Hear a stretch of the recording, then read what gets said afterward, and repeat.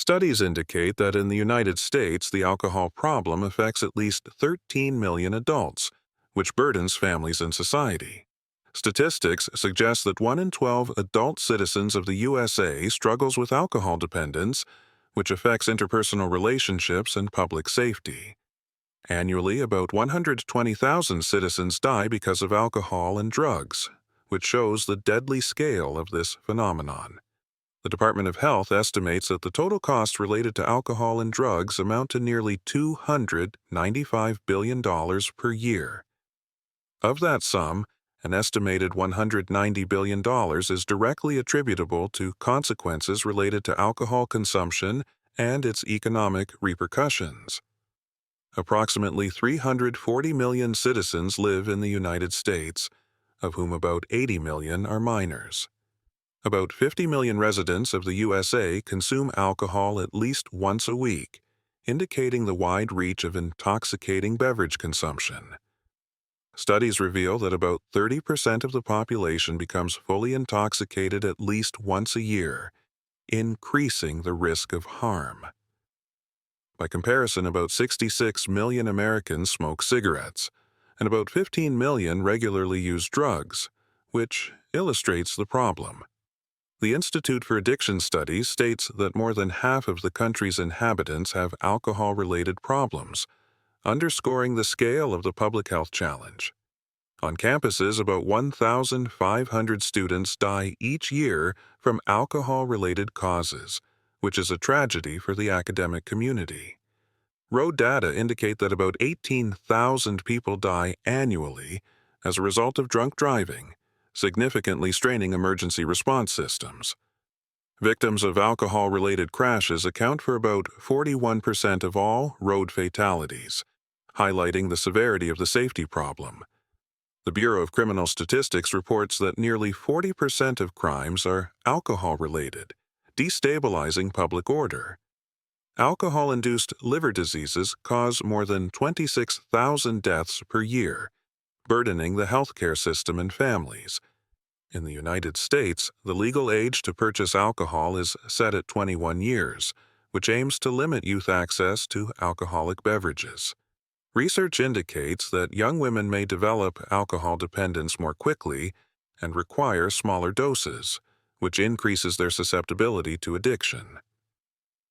Motivations for drinking differ by gender. Many young women use alcohol to alleviate stress, which promotes a faster development of dependence.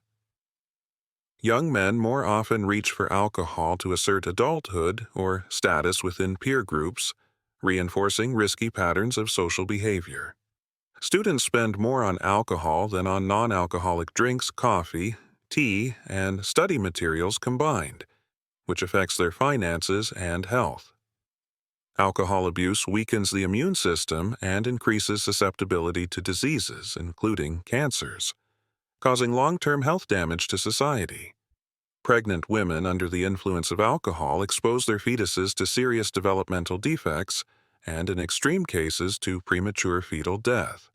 Regular drinkers more often experience impaired brain function and neurological degeneration, which worsens quality of life and self-care ability.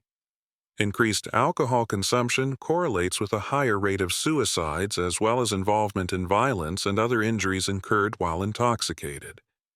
People who drink more often tend to consider themselves healthier, despite mounting symptoms, which hinders recognition of the problem. Entire communities bear the costs of alcohol-related accidents and treatment, reducing workforce productivity and degrading local residents' quality of life. The economic burdens on the healthcare system and law enforcement services resulting from alcohol mean the state must finance emergency care and rehabilitation.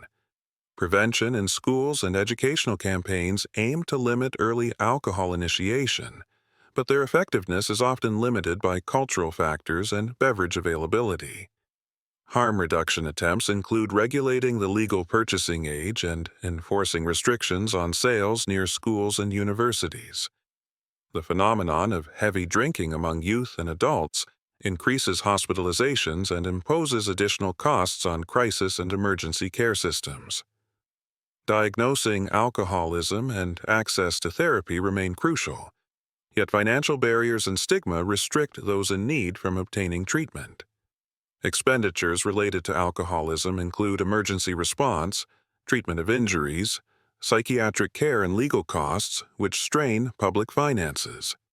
Combating alcoholism requires education, therapy, sales restrictions, and research into the effectiveness of interventions in order to reduce social harm.